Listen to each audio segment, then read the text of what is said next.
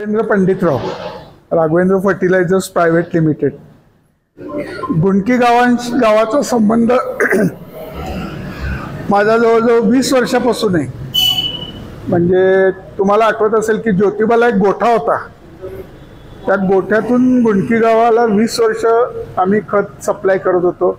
निवासित तुमच्या गावचा जो आहे तो वृंदावन खत मला वाटतं गेली 20 वर्ष तरी गुंडकी गावामध्ये सप्लाय करत आहेत. आजचा विषय सुरू होण्यापूर्वी एक छोटीशी आठवण सांगतो. तानाजीराव, एकदा जळगावला माझी एक मीटिंग होती आणि त्या मीटिंगला चीफ गेस्ट होते नाथाभाऊ खडसे नाथाभाऊ. बरेच 400-500 शेतकरी होते. नंतर घ्या संदीप, नंतर घ्या. नाथाभाऊ खडसे त्या मीटिंगला चीफ गेस्ट होते. जवळजवळ 400-500 शेतकरी आले होते आणि कार्यक्रम सुरू व्हायला नेहमीप्रमाणे उशीर झाला. राजकीय कार्यक्रम. आणि ऍक्च्युअल ठरलं होतं की अध्यक्षीय भाषण नाथाभाऊंचं शेवटी असणार आणि आधी मला बोलायला सांगितलं होतं. पण नाथाभाऊंनी मला रिक्वेस्ट केली की मला उशीर झाला आणि मी आधी बोलतो आणि नंतर तुमचं कार्यक्रम चालू ठेवा. मग नाथाभाऊंचं भाषण झालं. शेतीविषयक होतं. स्वातंत्र्य मिळाल्यापासून भारताने शेतीमध्ये काय काय मिळवलं याची त्याने मोठा पाढा वाचला.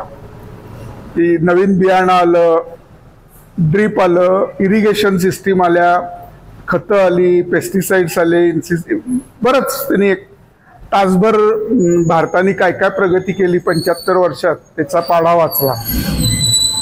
आणि त्यांचं भाषण संपलं आणि ते निघाल्यानंतर नाथाभाऊंना मी म्हटलं फक्त 5 मिनिटं थांबा, मलाही 2 मिनिटं बोलायचंय.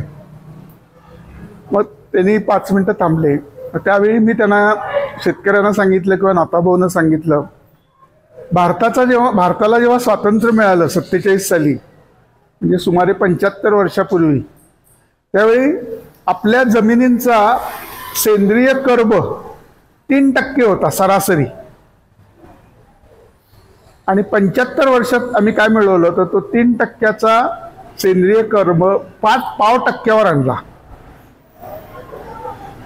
आता सेंद्रिय कर्ब याविषयी जाण्यापूर्वी मला काही गोष्टी महत्त्वाच्या सांगायच्या आहेत. एक म्हणजे गेल्या 25 वर्षात माझ्या शेकडो मीटिंग झाल्या आहेत ऑल ओव्हर इंडिया. उत्तर प्रदेशमध्ये झाल्या, तामिळनाडूमध्ये झाल्या, गुजरातमध्ये तर खूपच झाल्या, मध्य प्रदेश, कर्नाटक, महाराष्ट्र, सगळीकडं शेकडो मीटिंग झाल्या. लाखो शेतकऱ्यांना मी भेटलो आत्तापर्यंत. एक गोष्ट काय लक्षात आली की बँकेत जेव्हा अर्ज भरतात आपण, त्यावेळी व्यवसायाच्या समोर काय लिहिता? व्यवसाय. आता शेती आपण व्यवसाय म्हणून बघता का? हा सगळ्यात मोठा मूलभूत प्रश्न की आपण खरोखर शेती व्यवसाय म्हणून करता का? आता व्यवसाय करायचा म्हणल्यानंतर हिशोब लिहायला लागतो. आपल्याकडे सगळा हिशोब असतो वर्षाचा, किती मिळवलं, किती घालवलं, किंवा टार्गेट असतं का की इतकं टन काढलं पाहिजे तर आपल्याला इतके पैसे मिळतील. त्यामुळं शेती हा जोपर्यंत आपण व्यवसाय म्हणून करत नाही तोपर्यंत त्या शेतीला काही अर्थ नाही. आता व्यवसायाचा प्रश्न आला की मला सांगा असा कोणता व्यवसाय आहे की जिथं 1 रुपये गुंतवला तर एका वर्षात 2 रुपये किंवा 3 रुपये मिळू शकतात. शेती हा एकमेव व्यवसाय आहे जिथं 1 रुपया गुंतवला तर 2 ते 3 रुपये मिळतात. दुसऱ्या कुठल्याही व्यवसायात एका वर्षात दान दुप्पट किंवा दान तिप्पट होत नाहीत, फक्त शेतीमध्ये होतात. पण गरज काय आहे की शेतीकडं व्यवसाय म्हणून पाहण्याची गरज आहे. हा सगळ्यात मूलभूत मुद्दा आहे शेतीमध्ये की जोपर्यंत तुम्ही व्यवसाय म्हणून बघत नाही. तुम्हाला एक उदाहरण सांगतो. नगर जिल्ह्यामध्ये एक पाटील नावाचे शेतकरी होते. 40 एकर ऊस होता. त्यांनी माझी कन्सल्टन्सी घेतली. आमची फी ठरली की प्रत्येक व्हिजिटला इतके इतके पैसे द्यायचे. पहिल्या व्हिजिटला मी गेलो, जस्ट लावण झाली होती, उगवून आलं होतं आणि भरपूर गॅप होत्या. गॅप म्हणजे असं 2-2, 3-3 फूट ऊसच उगवून आला नव्हता. मग आमचं ठरलं की रोपं लावून गॅप भरून घ्यायच्या ताबडतोब. मग 265 व्हरायटी होती. आम्ही रोप वाटिकेत गेलो, रोप वाटिकेत जेवढी लागतात तेवढी रोपं बुक केली, बांधावर आणून ठेवली आणि त्यांना म्हटलं मी पुढच्या व्हिजिटला जेव्हा येईन, आमचं टार्गेट ठरलं होतं 80 टनाचं, कमीत कमी 80 टन काढायचं. पुढच्या व्हिजिटला जेव्हा येईन त्यावेळी सगळी रोपं गॅप भरून झालेल्या पाहिजे. परत 1 महिन्याने मी गेलो, बघितलं तर आम्ही जी रोपं आणली होती बांधावर ठेवली होती ती सगळी वाळून गेली होती, एकही गॅप भरली नव्हती.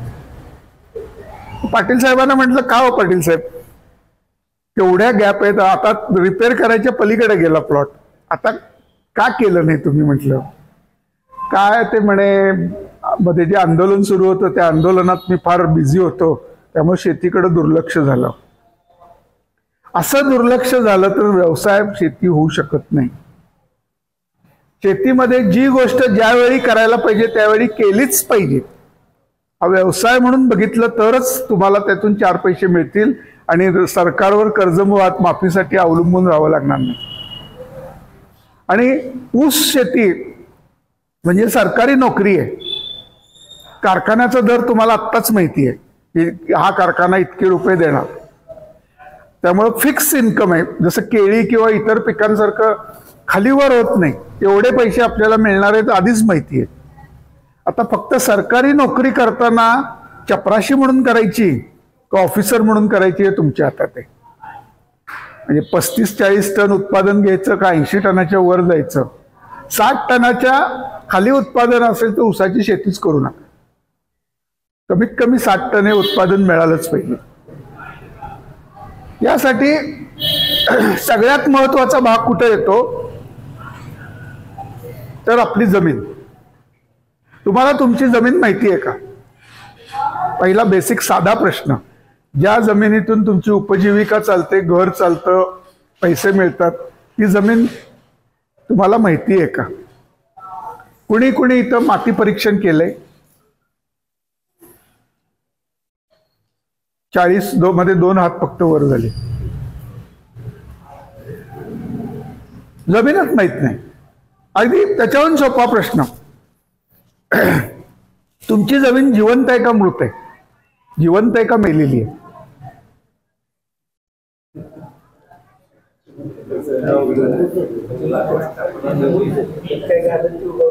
शंभर टक्के जिवंत जमिनीचं माती परीक्षण बाजूला राहू दे. जायचं शेतात, माती घ्यायची, त्याचा वास घ्यायचा. त्याला जर पहिल्या पावसाचा वास आला, सुगंध, तर ती जमीन जिवंत आहे.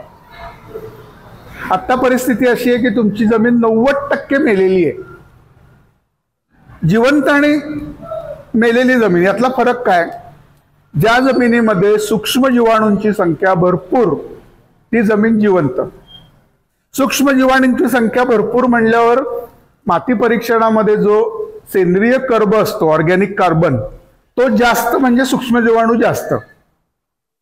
आता परिस्थिती अशी आहे की आपले जमिनीचा सेंद्रिय कर्ब हा 0.5% आलाय किंवा 0.3, 0.4 एवढ्या टक्क्यावर आलाय. आणि जेवढा तुमचा सेंद्रिय कर्ब तेवढंच तुम्हाला उत्पादन मिळू शकणार आहे. आज जर तुमच्या जमिनीचा सेंद्रिय कर्ब 0.5% आहे आणि तुम्हाला 100% उत्पादन पाहिजे 100 टन, ते अशक्य आहे. जोपर्यंत आपल्या जमिनीतला सेंद्रिय कर्ब वाढत नाही, सूक्ष्म जीवाणूंची संख्या वाढत नाही, तोपर्यंत कितीही प्रयत्न करा तुम्ही अपेक्षित उत्पादन घेऊ शकत नाही. आता या सेंद्रिय कर्बाचा आणि पुढं खतांचा काय संबंध आहे, मी जेव्हा खतांबद्दल बोलीन त्यावेळी सांगेन. पण आत्ता गरज काय आहे? सेंद्रिय कर्ब वाढवणे. आता इथं सगळ्यात जुने शेतकरी कोण आहेत? 50 वर्ष शेती करणारे आपण असाल ना? 50 वर्षापूर्वी आपण कशाने नांगरत होता? किती बैल? 2 जोडी. 2 जोडी. मोठा नांगर 12 नंबरी. 4 बैलांनी सुद्धा नांगरलेलं आहे. एक बैल म्हणजे समजा 1 हॉर्स पॉवर असं पकडू आपण. 4 हॉर्स पॉवरनी नांगरट होत होती. त्याच्यानंतर काही वर्ष गेल्यानंतर काय झालं, 35 HP चा फर्ग्युसन लागायला सुरुवात झाली. बरोबर आहे ना. आता 35 HP चा फर्ग्युसन चालतो. आता किती 60 HP लागतो. ते खोल नांगरायला गेले की चाक उचलतं. म्हणजे जमिनीत काय फरक पडला, जी जमीन 4 बैलांनी नांगरली जात होती ती आता 60 HPच्या ट्रॅक्टरनी नांगरली जात नाही. अजून काही वर्षांनी 90 HPचा ट्रॅक्टर सुद्धा चालणार नाही. म्हणजे जमीन हळूहळू हळूहळू खराब झाली. कारण आपण कारणांकडे नंतर बघू. पण जमीन खराब झाली हे मान्य केलं पाहिजे. आणि जमीन खराब झाल्यानंतर तुम्हाला अपेक्षित उत्पादन मिळणं अवघड आहे. यासाठी सर्वप्रथम आपल्याला जमिनीतला सेंद्रिय कर्ब वाढवणं गरजेचं आहे. सूक्ष्म जीवाणूंची संख्या वाढवणं गरजेचं आहे. म्हणजे सूक्ष्म जीवाणूंची संख्या वाढवायची कशी, तर सेंद्रिय पदार्थांचा जास्तीत जास्त वापर करणं गरजेचं आहे. शेणखत किती जण वापरता? सगळेच वापरतात कमी जास्त प्रमाणात. आता तुम्ही वापरता ते शेणखत का शेण कसं असतं सांगा मला. उकिरड्यामध्ये असतं बरोबर, आणि ते तिथून तुम्ही बाहेर काढता.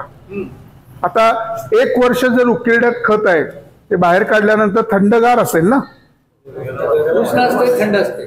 हा विचार का डोक्यात नाही आला की थंड का नाही. पहिली गोष्ट सांगतो, तुम्ही वापरता ते शेणखत नाही, ते अर्धवट कुजलेलं शेण उकिरड्यामध्ये टाकून तुम्ही 3 वर्ष जरी टाकलं तरी शेणाचं शेणखत होत नाही. जोपर्यंत त्याला हवा लागत नाही, ऑक्सिजन मिळत नाही, उकिरड्यातून बाहेर काढल्यानंतर त्याच्यातून वाफा काय लागतात तर त्याला हवा लागते आणि कुजण्याची प्रक्रिया सुरू होते. मी मगाशी म्हटलं की माझा इथं 150 मशीनचा गोठा होता ज्योतिबाला, बघितला असेल काही जणांनी.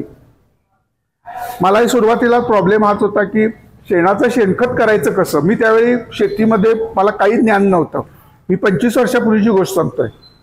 मी असं शेतकऱ्यांकडे गेलो आणि त्यांना विचारलं की शेणखत कसं करायचं. त्यांनी सांगितलं खड्डा करायचा, त्यात शेण टाकायचं, पालापाचोळा टाकायचा आणि 1 वर्षांनी बाहेर काढायचं. तर 150 मशीनचं शेण म्हणल्यावर भरपूर असणार. मी JCBनी मोठा खड्डा काढला. 1 वर्ष सगळं शेण त्यात टाकलं, पालापाचोळा टाकला आणि आता म्हटलं 1 वर्षाने आता एवढं आपलं शेणखत तयार झालं. शेणखत तयार झालं म्हटल्यानंतर मी JCB बोलवला आणि खड्डा उपसायला सुरुवात केली. तेव्हा लक्षात आलं की फक्त 6 इंचाचा थर शेणखत झालं होतं, बाकी शेण तसंच होतं. आपल्या जो उकिरडा म्हणतो किंवा गार म्हणतो, त्या गारीमध्ये शेणखत जर करायचं असेल तर ती गार वर्षातून 2 ते 3 वेळा हलवून घ्यायला लागते. कारण मला आठवतंय आमच्या आजोबांच्या काळामध्ये गार हलवायला आमच्याकडे माणसं यायची. आता येत नाहीत, पण गार हलवायला लागते का तर त्याला हवा लागली पाहिजे. आणि हे शेणखत तुम्ही टाकता कसं, उन्हाळ्यात पसरून, बरोबर ना. ते चुकत असेल तर सांगा. उन्हाळ्यात पसरून टाकता, त्यावेळी वर टेम्परेचर किती असतं, 42 डिग्री 40 डिग्री 40 डिग्री टेम्परेचरला हे पसरून शेणखत टाकल्यानंतर त्यातला जो ऑर्गॅनिक कार्बन आहे, महत्वाचा जो घटक, म्हणजे शेणखताचं काय म्हणतात गाभा, गर्भ, ऑर्गॅनिक कार्बन, तो जळून जातो. हे शेणखत तुम्ही जे वापरता गारीतून काढलेलं, हे जर तपासायला पाठवलं लॅबमध्ये तर त्यातला ऑर्गॅनिक कार्बन हा 5 ते 6% असतो फक्त. तोही तुम्ही घालवता. तर शेणखत नेमकं काय हे मी त्या गोठ्यावर शिकलो की शेणाचं शेणखत तयार कसं करायचं. गारीतून शेणखत बाहेर काढल्यानंतर किंवा रोजचं रोज जे शेण बाहेर निघतं त्याचे विंड्रो करायची. विंड्रो म्हणजे 5 फूट रुंद आणि लांबच्या लांब, आणि त्याची जाडी 1 फूट, म्हणजे पाठीवर पाठी टाकायची आणि लांबच्या लांब विंड्रो तयार करायचा. कारखान्यामध्ये जसे असतात तसे पेसमडचे. आणि त्याच्यावर एक ड्रिपरची लाईन टाकायची किंवा पाणी मारायचं आणि खोऱ्याने किंवा पॉवर टिलरनी ते हलवायचं दर 8 दिवसांनी. हे हलवायला सुरुवात केल्यानंतर तुमच्या लक्षात येईल की त्या संपूर्ण विंडरो मधून वाफा यायला लागतायत.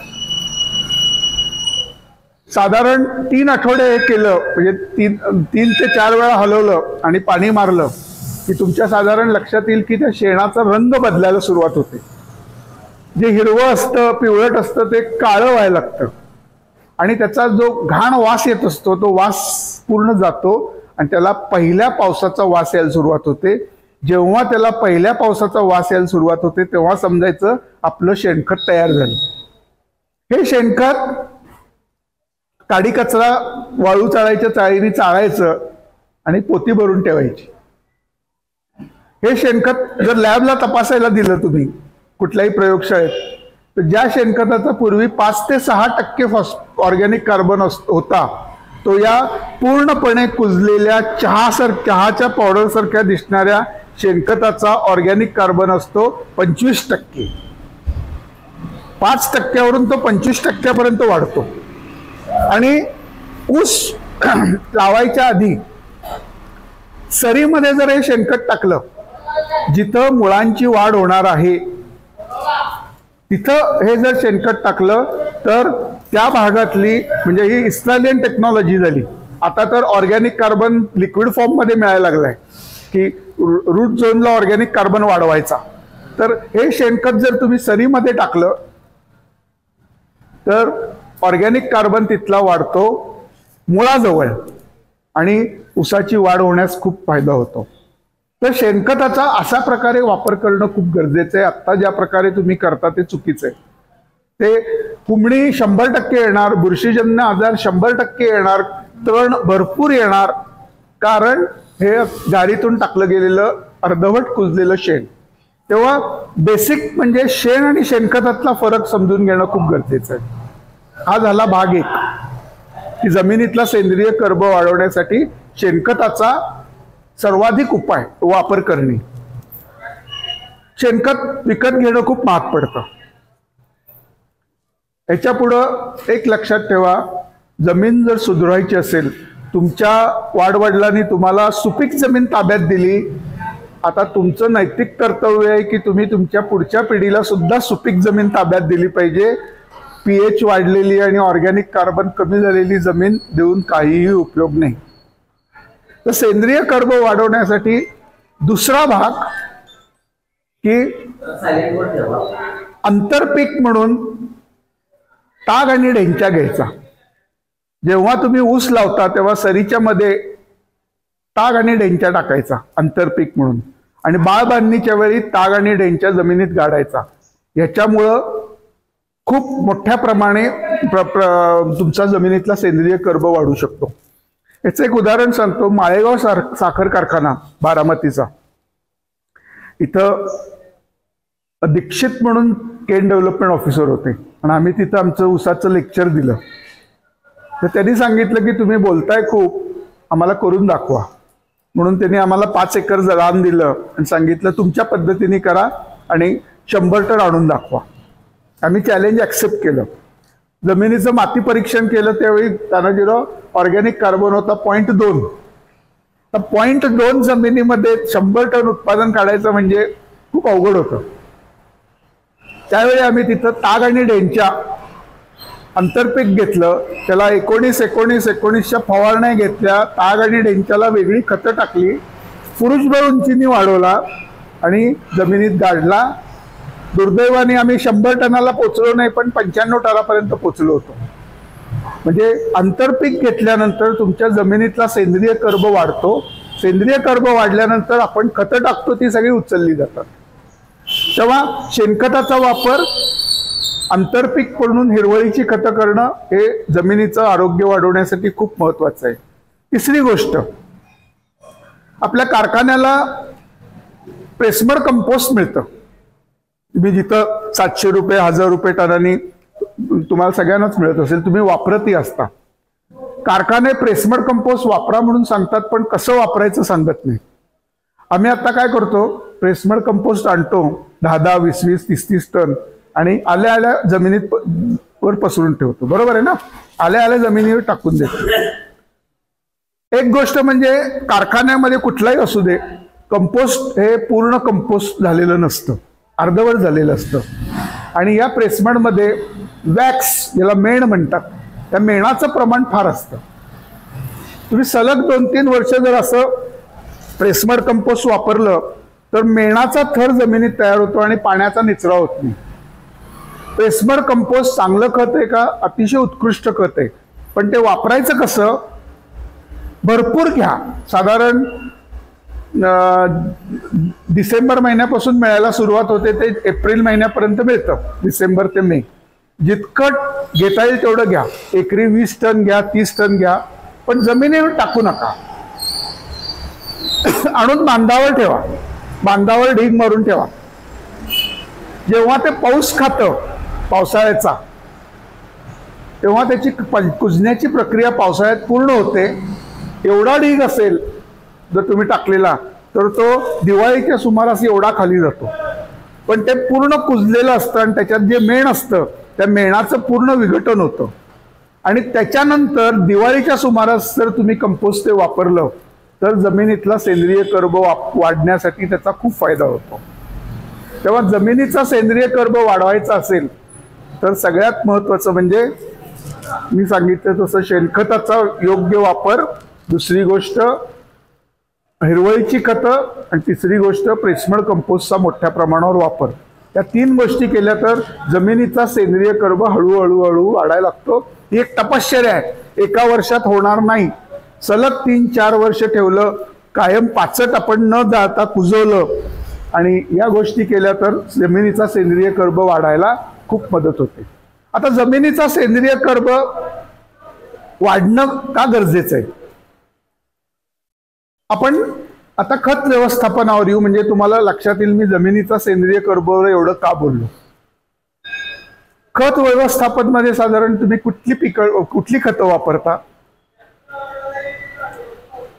पोटॅश, फॉस्फेट, युरिया, बरोबर ना? आणि काय? मायक्रोन्यूट्रिएंट वापरता का? मायक्रोन्यूट्रिएंट, झिंक, फेरस, बोरॉन वापरता सगळे? कसं वापरता? एक ताडपत्री करता, ताडपत्रीवर DAP 10-26-26, युरिया, MOP आणि मायक्रोन्यूट्रिएंट. मायक्रोन्यूट्रिएंट पण त्याच्यातच टाकून कालवून. खतं कशी टाकू नये याचं मूर्तिमंत उदाहरण म्हणजे तुम्ही ज्या पद्धतीने खतं टाकताय. पहिली गोष्ट आजपासून लक्षात ठेवा, ज्या खतामध्ये फॉस्फेट आहे म्हणजे सिंगल सुपर फॉस्फेट, DAP 10-26-26, 9-24-24, ज्या खतात फॉस्फेट आहे, 10-26-26 मधलं 26 म्हणजे फॉस्फेट, 9-24-24 मधलं 24 म्हणजे फॉस्फेट, शेवटचं 24 म्हणजे पोटॅश, शेवटचं 26 म्हणजे potash. NPK 10-26-26, 10N 10-26 phosphate, 26 potash. ज्या खतामध्ये फॉस्फेट आहे ते खत आणि मायक्रोन्यूट्रिएंट झिंक, फेरस, बोरॉन कधीही एकत्र वापरायचं नसतं. कधीही जर तुम्ही एकत्र वापरलं आणि पहिलं पाणी दिलं की रासायनिक प्रक्रिया होते, केमिकल रिॲक्शन होते आणि झिंक फॉस्फेट नावाचं केमिकल तयार होतं जे उंदीर मारायचं औषध असतं. झिंक मधला झिंक आणि फॉस्फेट मधला फॉस्फेट एकत्र येऊन झिंक फॉस्फेट तयार होतं जे पिकाला कधीही उपलब्ध होत नाही. तुमचा खर्च तेवढा झाला, पिकाला फॉस्फेटही मिळालं नाही, फॉस्फेट हे मिळालं नाही, मायक्रोन्यूट्रिएंट मिळालं नाही. मायक्रोन्यूट्रिएंट टाकून सुद्धा आपल्याला खोडव्यामध्ये केवडा दिसतो ना, पिवळा झालेला. मग तुम्ही मायक्रोन्यूट्रिएंट वापरता, मग केवडा का? हा प्रश्न का नाही पडला? फेरसची डेफिशियन्सी असली की केवडा येतो, खोडव्याला विशेषतः जास्त. फेरस तुम्ही दिलं पण फॉस्फेट सोबत दिलं, त्यामुळं पिकाला उपलब्धच झालं नाही, ते जमिनीत तसंच पडून राहिलं. आमची डेफिशियन्सी आहेच फेरसची आणि केवडा आहेच, त्यासाठी याच्या पुढे लक्षात ठेवा, मायक्रोन्यूट्रियंट आणि फॉस्फेट खतं ह्याच्यामध्ये कमीत कमी 21 दिवसाचं अंतर पाहिजे. 21 दिवस जर अंतर असेल तरच ती पिकाला उपलब्ध होतात. दुसरा महत्वाचा घटक नायट्रोजन. नायट्रोजनसाठी काय वापरतो? युरिया. युरियाच वापरता ना सगळे. बेसल डोसला पहिल्यांदा युरिया कोण कोण वापरतं? लावण झाल्यानंतर युरिया वापरायचा सगळेच ना. पहिलं खत कुठलं वापरता? पहिलं खत युरिया वापरणारे कोण कोण आहेत?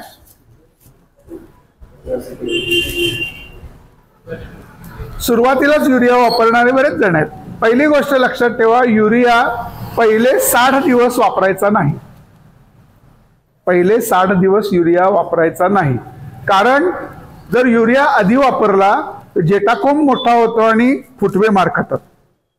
मग जेटाकोंब तोडल्याशिवाय तुम्हाला फुटवे मिळत नाही.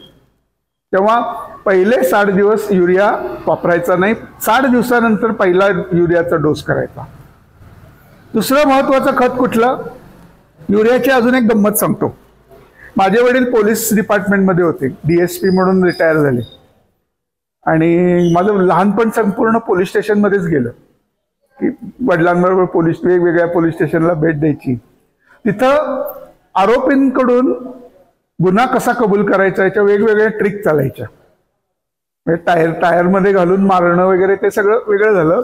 पण अजून एक ते काय करायचे की त्याला 1 किलो पेढे किंवा बर्फी खायला द्यायचे. 1-2 खा, गोड जिलबी, पेढे, बर्फी, आणि पुढे 24 तास 48 तास पाणीच द्यायचं नाही. आणि गोड खाल्ल्यानंतर तहान लागते भयंकर. आणि तहान करून तो आरोपी सगळा पटापटा पटापटा कबूल व्हायचा. तर युरिया टाकल्यानंतर काय होतं, जसं गोड खाल्ल्यानंतर तहान वाढते तसं युरिया टाकल्यानंतर झाडाची तहान वाढते. आणि झाडाची तहान वाढली की झाड मोठ्या प्रमाणावर पाणी शोषून घेते. आणि हे मोठ्या प्रमाणावर पाणी शोषून घेतल्यानंतर हे पाणी जातं कुठं? तर पानाचा जो पृष्ठभाग आहे त्या पृष्ठभागावर साठवलं जातं. त्याला इंग्लिशमध्ये वॉटरी टिश्यूज म्हणतात. म्हणजे थोडक्यात आपल्याला गळू झालं जर असं पाणी असतं ना, टम्म भरलेलं असतं, तसं पानाच्या पृष्ठभागावर वॉटरी टिश्यूज किंवा गळू होतात. आता मला सांगा, माशी कुठे बसते? माझ्या हातावर जर इथं गळू असेल तर माशी त्या गळूवर बसते. तसंच कीड आणि जे रोग आहेत ते त्या वॉटरी टिश्यूजकडे अट्रॅक्ट होतात. त्यामुळे युरियाचा वापर अगदी थोडा थोडा थोडा थोडा थोडा करायचा. मोठ्या प्रमाणावर युरिया कधीही वापरायचा नाही. एक तर युरियाचं आयुष्य खूप छोटं आहे. 48 तासानंतर युरियाचा काही उपयोगच नाही. त्यामुळे युरिया शक्यतो मी तर सांगेन युरिया देऊच नका. युरियाच्या ऐवजी अमोनियम सल्फेटवर जा. अमोनियम सल्फेटवर जायचं कारण सांगतो, आपल्या जमिनीचा सामू वाढायला लागलाय, ज्याला pH म्हणतात. तानाजीराव तुम्हाला नंतर सांगतील pH म्हणजे काय. सामू किंवा pH वाढायला लागलाय. जवळजवळ तो आता 6.5 ते 7.5 पाहिजे, तो 8च्या पुढे गेलाय. आणि 8.5च्या पुढे गेल्यानंतर तुमच्या जमिनीतून गवत पण उगवणार नाही. तेवढ्या जमिनी खराब होतील. तर हा सामू कंट्रोल करण्यासाठी जो घटक महत्वाचा आहे तो म्हणजे सल्फर. तेव्हा आपल्या डोसमध्ये युरियाच्या ऐवजी जर अमोनियम सल्फेट वापरलं तर सामू नियंत्रण करण्यासाठी फायदा होतो. दुसरी गोष्ट सांगतो, 1-2 झाडं आहेत, एका झाडाला युरिया टाकला आणि एका झाडाला अमोनियम सल्फेट टाकलं, दोन्ही झाडाला काळोखी देत. या झाडाला पण काळोखी मिळते, त्या झाडाला पण काळोखी मिळते.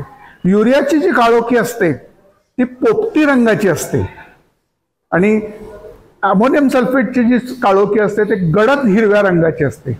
आपल्याला गडद हिरव्या रंगाची जर काळोखी हवी असेल तर युरियाच्या ऐवजी अमोनियम सल्फेटचा वापर करणं सुरू करा. थोडं महाग पडतं पण काही हरकत नाही.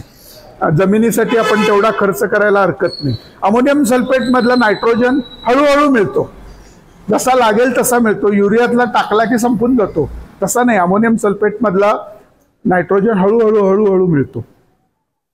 युरिया झाला महत्वाचा घटक. त्याच्यानंतरचा दुसरा घटक कुठला? फॉस्फेट. बरोबर ना? सिंगल सुपर फॉस्फेट, DAP ही आम्ही फॉस्फेटसाठी खतं वापरतो. फॉस्फेट हा घटक तुमच्या ऊसाचं वजन वाढवण्यासाठी खूप महत्वाचा आहे, मुळांची वाढ करण्यासाठी खूप महत्वाचा आहे फॉस्फेट हा घटक. आता जेवणाची वेळ झाली आणि घरी बायकोनी जेवायला ताट वाढलं आणि एका ताटामध्ये डाळ 1 वाटी, तांदूळ 1 वाटी, गहू 1 वाटी आणि 1 वांग ठेवलं आणि सांगितलं जेवा.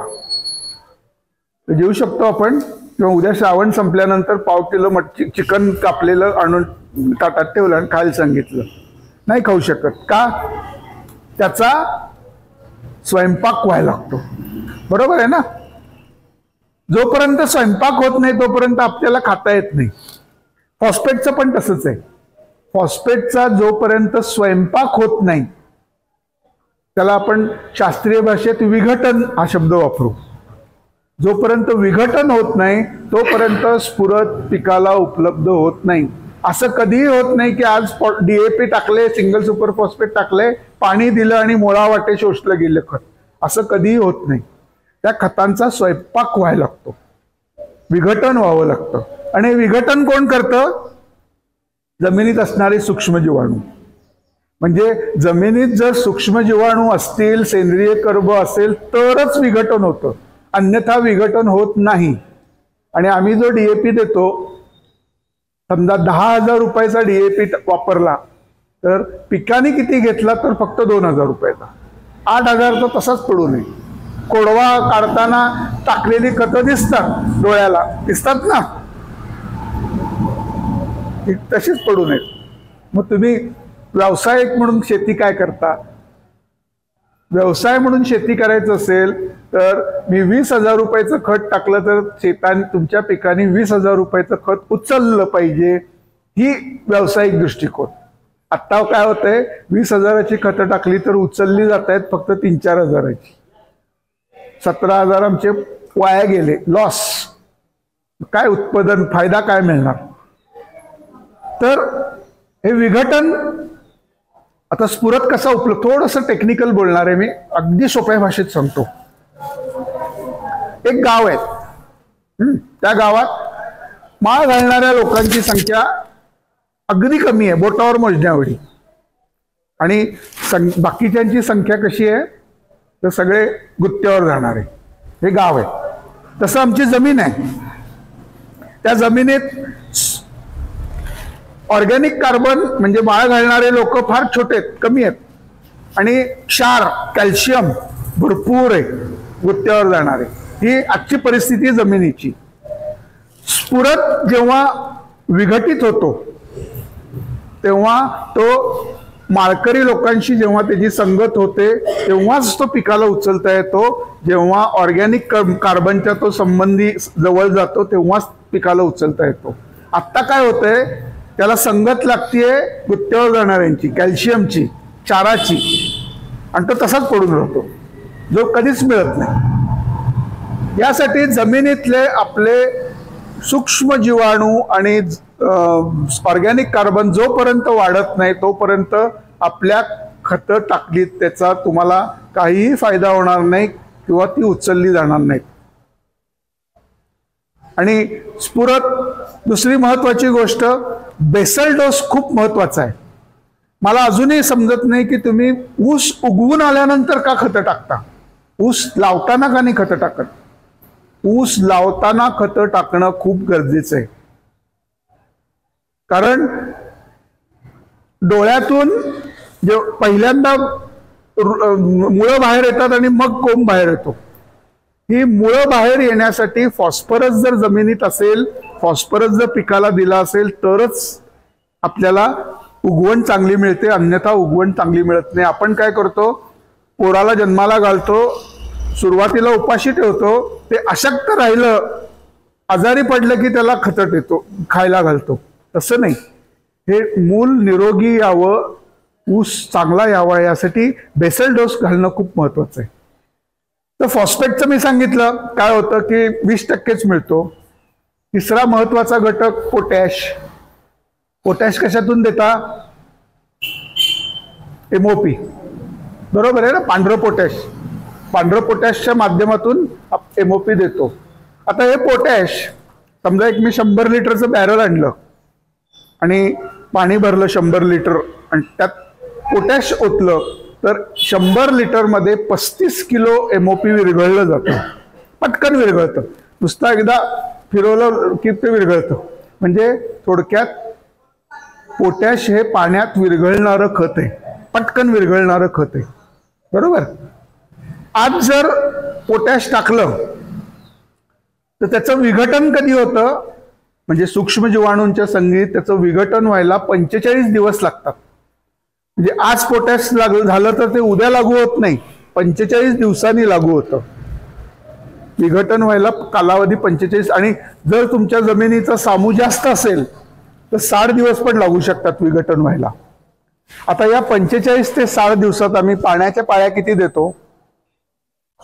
2-3. पाणी देताना सरी गच्च भरून देतो. आपलं दाम तर भिजवतो, दुसऱ्याचंही भिजवतो. आता एवढं जर पाणी दिलं आणि पोटॅश दिलं जे पटकन पाण्यात विरघळतं तर ते 45 दिवसात पोटॅश कुठं जाईल? मुळं सोडून निघून गेलं. या मुळं सोडून निघून जाण्याला लिचिंग लॉसेस म्हणतात इंग्लिशमध्ये किंवा सायंटिफिक भाषेत. आणि हे पोटॅशचे लिचिंग लॉसेस किती आहेत? 90% जास्त. म्हणजे आपण जे टाकतो पोटॅश त्यातलं 90% वाया जातं. पिकाला किती मिळतं? 10%. खर्च 1800 रुपयाचं पोतं टाकलं, पिकाने घेतलं 180 रुपयाचं. आणि आमचं उत्पादन आहे ते कमी आहे ते कमीच. त्यासाठी एमओपी समजा तुम्हाला 2000 रुपयाचं वापरायचंय, त्याच्याऐवजी तेवढ्याच किमतीचं भले 2 गोण्यांच्या ऐवजी 1 गोणी येईल किंवा अर्धी गोणी येईल, एसओपी वापरा, 0050 वापरा. हे पोटॅश लगेच उपलब्ध होणारं पोटॅश आहे पिकाला. एमओपीच्या ऐवजी 0050 वापरा. किंवा नंतर मी सांगतो आमचं वृंदावन पोटॅश वापरू शकता तुम्ही, त्याच्यावर मी नंतर येतो. तर अशा प्रकारे खत नियोजन करणं खूप महत्वाचं आहे की आपण किती टाकतो आणि किती मिळतं ह्याचा हिशोब आपल्याकडे असणं खूप गरजेचं आहे. म्हणजे परत फिरून फिरून कुठं आलो की जोपर्यंत आमच्या जमिनीचा सेंद्रिय कर्ब वाढत नाही आणि सूक्ष्म जीवाणूंची संख्या वाढत नाही तोपर्यंत आमचं उत्पादन वाढणार नाही, कारण खतं तशीच पडून राहतात. ही समस्या झाली, प्रॉब्लेम आहे. जमिनीचा सेंद्रिय कर्ब एका दिवसात वाढवता येईल का? एका वर्षात वाढवता येईल का? नाही. ही तपश्चर्या आहे. 4-5 वर्ष त्याच्यासाठी घालवले पाहिजे. ह्याच्यावर आम्ही उपाय काढला. ह्याला म्हणतात रासायनिक खतांची भट्टी लावणे. आता मगाशी मी तुम्हाला शेणखत कसं करायचं सांगितलं. ते बॅगांमध्ये तुम्ही चाळून भरून ठेवलेलं आहे, काळ्या पावडर सारखं, चहाच्या पावडर सारखं ते असलेलं शेणखत तुम्ही बॅगेमध्ये जमा करून ठेवलेलं आहे. त्याचा वापर आत्ता करायचा आहे रासायनिक खतांची भट्टी लावण्यासाठी. तर भट्टी का लावायची आणि कशी लावायची? भट्टी लावायची समजा तुम्हाला 10-26-26ची 2 पोत्याची भट्टी लावायची आहे किंवा 9-24-24च्या 2 पोत्यांची भट्टी लावायची. तर 2 पोती म्हणजे किती? 100 किलो. त्याच्यासाठी तुम्हाला 200 किलो चाळलेलं शेणखत पाहिजे, त्याच्या डबल. किंवा 200 किलो गांडूळ खत पाहिजे, किंवा 200 किलो आमचं जे वृंदावन NPK बूस्टर नावाचं खत आहे ते पाहिजे. ते शेणखताला पर्याय असणारं, ज्याच्यात 25% ऑर्गॅनिक कार्बन आणि सर्व जीवाणू आहेत असं ते खत आहे. ते भट्टी लावण्यासाठी आहे, शेणखताला पर्याय. ते काही नसेल तर वापरा. मी म्हणतो आधी तुमचं स्वतःचं शेणखत वापरा, तर ते जास्त चांगलं. तर 100 किलो खतांसाठी 200 किलो आपल्याला शेणखत पाहिजे.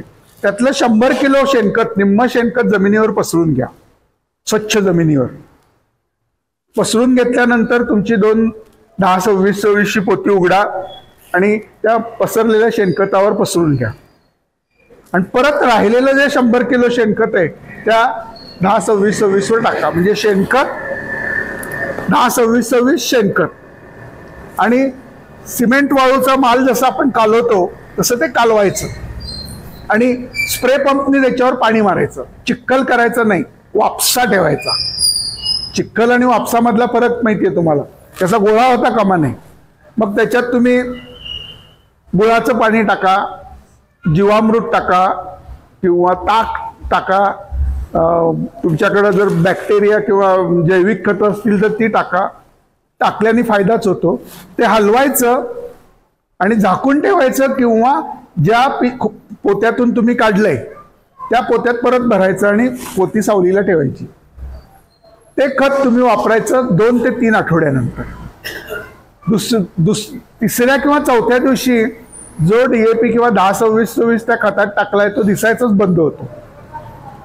हे कुणाला जर दाखवलं तर त्याच्यात रासायनिक खत हे पटणारच नाही. तर हे भरून ठेवलं तर 3 आठवड्यानंतर ते 2 आठवड्यानंतर ते वापरायला काढायचं.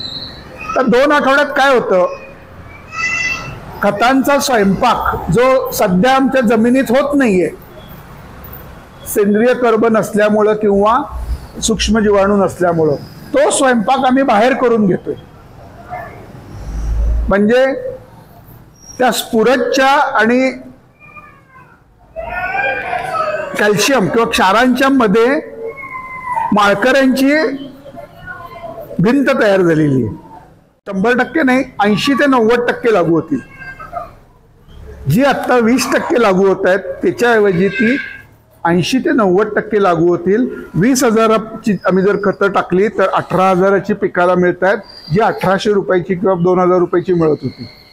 हा फरक पडतो.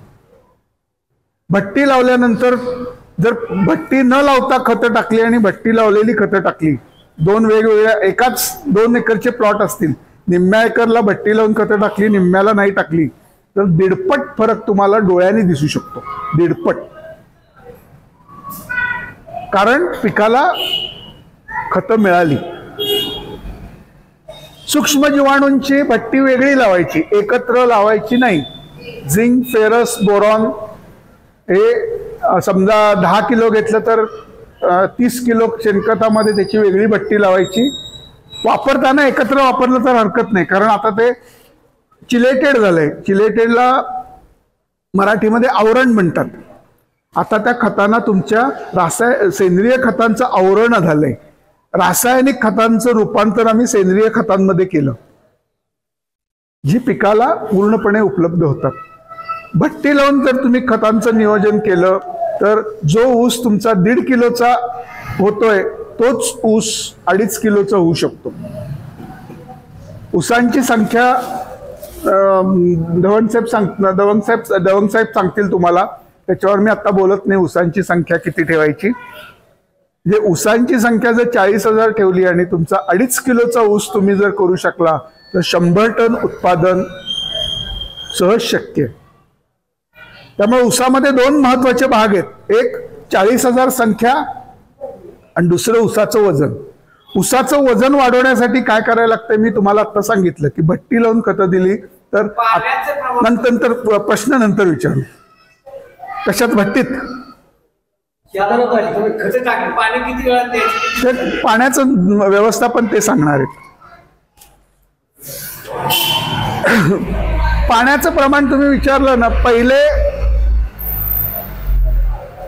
मोठी भरणी होईपर्यंत 1/3 लहान मुलाला तुम्ही चमच्यानी पाणी पाजता का जारनी पाजता?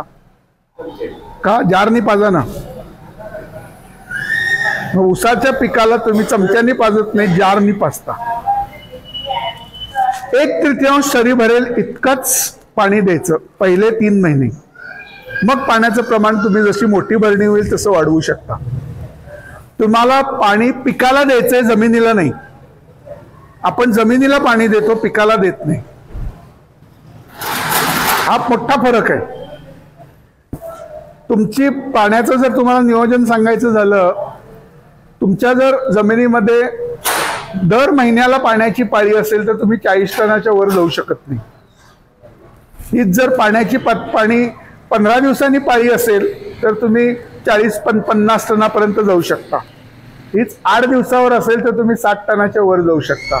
आणि ड्रिप इरिगेशन असेल तर तुम्ही 100 टनाच्या वर जाऊ शकता. जमिनीत घात असणे खूप महत्वाचं आहे. याला वापसा म्हणतो, घात म्हणतो.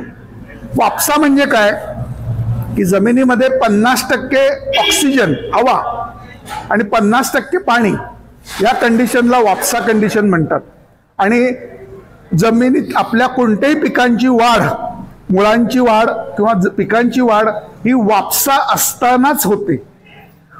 जर तुमचं पाण्याचं प्रमाण वाढलं तर पिकांची वाढ थांबते. ह्याचं प्रमाण हवेचं प्रमाण वाढलं तरी पिकांची वाढ खुंटते. म्हणजे 50% हवा आणि 50% पाणी हे जोपर्यंत तुम्ही मेंटेन करत नाही तोपर्यंत तुम्हाला पिकांची वाढ होणार नाही. 1 महिन्याने जेव्हा पाळी येते तुमची वापसा कंडिशन 2 किंवा 3 दिवसच राहते. त्या 2 आणि 3 दिवसच पिकांची वाढ होते. पाण्याची जशी तुमची पाळी वाढत जाईल तसं वापसा कंडिशन दीर्घकाळ राहते. मी जळगावमध्ये फिरतो. जळगावमध्ये माझं खूप मोठं काम आहे. तिथं 100% शेतकऱ्यांकडे ड्रीप आहे. पण ड्रीपच्या प्लॉटमध्ये गेलं की गोटा पूर्ण बुडेल एवढा चिखल असतो. चालूच करायचं 12 तास 14 तास 15 तास ड्रीप चाललंच आहे. उसाला जास्तीत जास्त उन्हाळ्यामध्ये 2 तास आणि इतर वेळी 1 तास ड्रीप चालवलं तर वापसा मेंटेन राहतो. त्यामुळं पाणी जमिनीला नकोय, पिकाला हवंय. तुम्ही जमिनींना देता. हा फरक खूप महत्वाचा आहे. आणि पाणी व्यवस्थापन, ऊसांची संख्या आणि खतांची हे तिन्ही जर एकत्र सांगड करून केलं तर 100 टन उत्पादन खूप सहज शक्य आहे. आता मी तुम्हाला भट्टी कशी लावायची सांगितली, पण हे कुटाळं करणार कोण? ते शेणखत हे करायचं, तयार करायचं, चाळायचं, त्याची भट्टी लावायची, 3 आठवडे थांबायचं आणि खतं द्यायची. हे सगळं आम्हाला शक्य नाही. आम्हाला सवय काय आहे, दुकानात जायचं, ट्रॉली भरायची आणि डायरेक्ट. मग त्यासाठी आम्ही भट्टी लावली. आमचं वृंदावन भट्टी स्पेशल जे खत आहे, हे खत काय आहे, याच्यामध्ये फॉस्फेटची भट्टी लावलेली आहे, रॉक फॉस्फेट सोबत पोटॅशची भट्टी लावलेली आहे, पोटॅशचं जे मोलॅसिसची ॲश असते त्याच्यासोबत झिंक फेरस बोरॉन जे सूक्ष्म अन्नद्रव्य आहेत त्याची वेगळी भट्टी लावली आहे, आणि सर्व सूक्ष्म जीवाणू आहेत. असं एकत्र सगळं भट्टी लावलेलं खत आम्ही तयार केलेलं आहे. हे दिल्यानंतर कोणतेही रासायनिक खत द्यायची गरज नाही, युरिया सोडून कोणतेही मायक्रोन्यूट्रिएंट द्यायची गरज नाही, कोणतंही शेणखत वापरायची गरज नाही. सगळं काही त्यात आहे. आणि याचा डोस तुम्हाला मी दिलेला आहे. टोटल 20 पोती म्हणजे 1 टन भट्टी स्पेशल जर वापरलं तुम्ही तर तुम्हाला युरिया सोडून कोणतंही इतर खत वापरायची गरज नाही. आणि जे भट्टीचे तुम्हाला फायदे आहेत ते फायदे या खताद्वारे तुम्हाला मिळू शकतील. त्यामुळे हे तयार आहे. पण मी म्हणतो माझं वापरू नका, स्वतःची भट्टी स्वतः लावा, स्वतःचा खताचा कारखाना स्वतः तयार करा, आमच्यावर अवलंबून राहू नका. नाईलाजच असेल तर आम्ही आहोतच की द्यायला, पण शेणखत स्वतःचं स्वतः तयार करा, भट्टी स्वतःची स्वतः लावा आणि योग्य प्रकारे आपल्या खतांचं नियोजन करा. तुम्हाला मी डोसेस वगैरे सगळे दिलेलेच आहेत. आता जो महत्त्वाचा भाग आहे की कोणत्या चुका तुम्ही करता आणि त्या करू नये, आणि दुसरा जो एकरी 40,000 ऊसांची संख्या कशी ठेवायची यासाठी तानाजीरावांना मी विनंती करतो की पुढील कार्यक्रम आपण करावा.